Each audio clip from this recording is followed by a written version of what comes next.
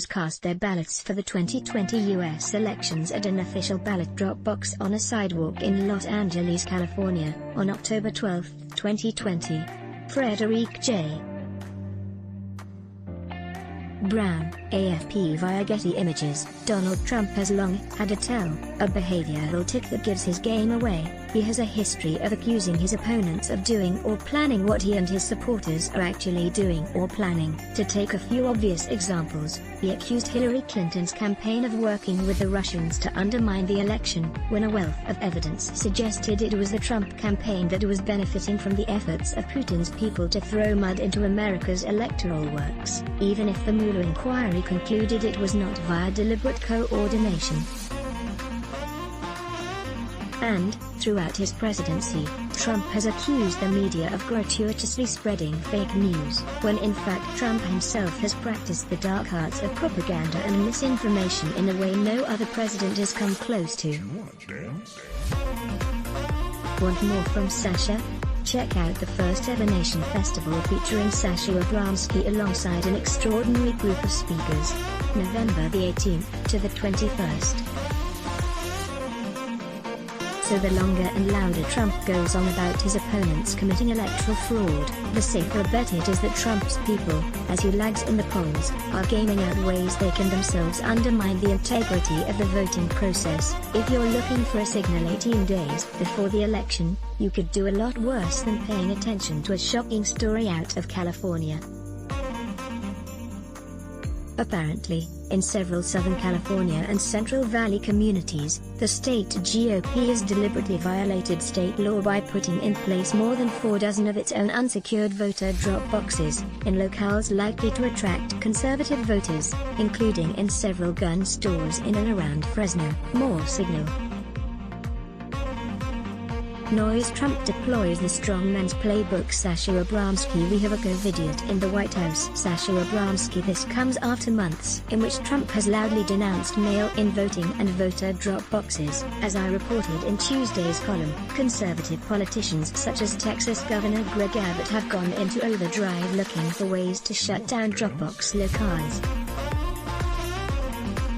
Earlier this week, California Attorney General Xavier Becerra and Secretary of State Alex Padilla sent cease and desist letters to the state Republicans, letting them know their drop boxes were a violation of state law, which gives election officials, and only election officials, the power to set up such facilities. Meanwhile, Trump seems to revel in the prospect of more election chaos, deliberately seeded and nurtured by state Republicans.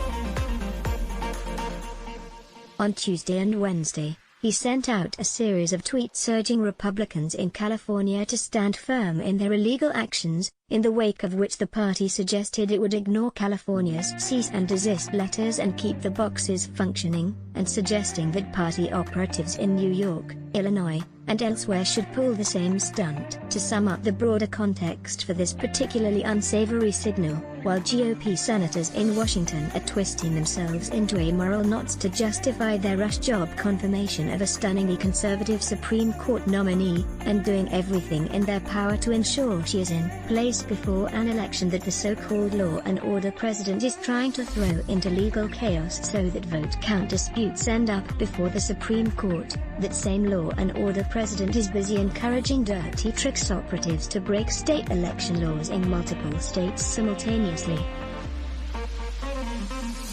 Don't assume this is all simply Trumpian noise. Of a similar measure to, say, his recent, rather tone-deaf retweet of a juvenile rhyming meme mocking Biden for being so old that he would be a nursing home resident rather than a president.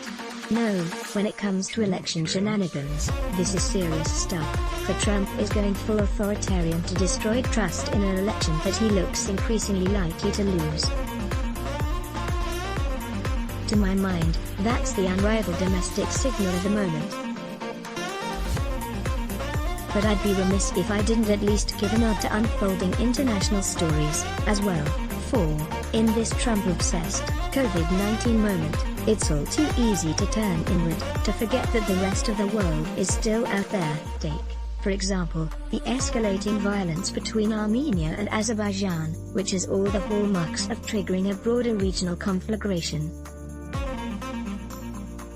The Trump administration has for now taken a head-in-the-sand approach to international crises, and the American public seems in no mood to focus on events beyond its own borders. But if you're reading overseas news sites, you'll know that both sides in this latest incarnation of a decades-long dispute appear to be firing missiles into the other's territory, leaving piles of rubble and human devastation that could be mistaken for images from the Syrian civil war.